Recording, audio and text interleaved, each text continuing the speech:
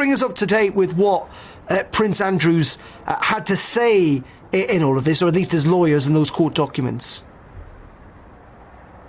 Well, there's no doubt this is a real statement of intent, I think, by Prince Andrew's legal team. I know that there were some raised eyebrows with this demand, as it was put, for a jury trial.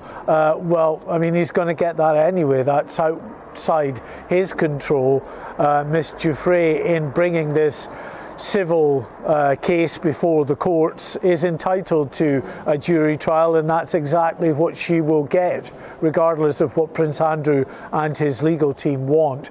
It's due to go to trial, incidentally, Darren, in September of this year, but I think as we've seen with events of this nature, and I don't mean events exactly like this, but civil legal cases, big civil legal cases in the US, they tend to get knocked on because there is an awful lot of documentation and evidence that comes to light during the sort of pre-trial process. And we are very much entering that pre-trial process now with, of course, these legal documents that were put before the courts in New York yesterday, in which, as I say, as part of this statement of intent, the legal team for Prince Andrew say they absolutely intend to contest the allegations made by Virginia Giuffre.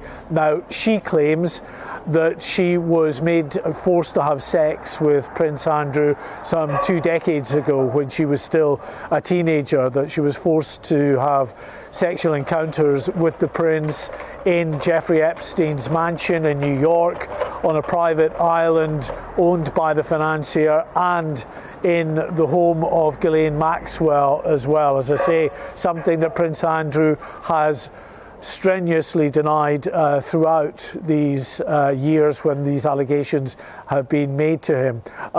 He has also, in the legal documents, denied through his lawyers that he was a close friend of Ghislaine Maxwell. They're also pointing out that this young woman, Virginia Giuffre, now lives in Australia, so is her claim through the courts in the US legal anyway? That's one of the points that they will argue. They will also fall back on this position they had before a judge gave permission for this to go to trial.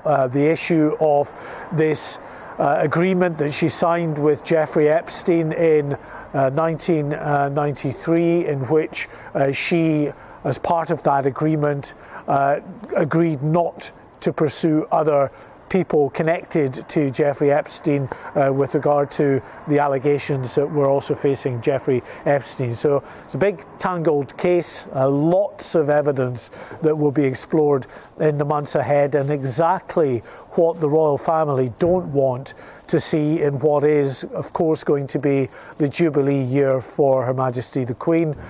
They don't want the kind of press attention that this trial is going to garner.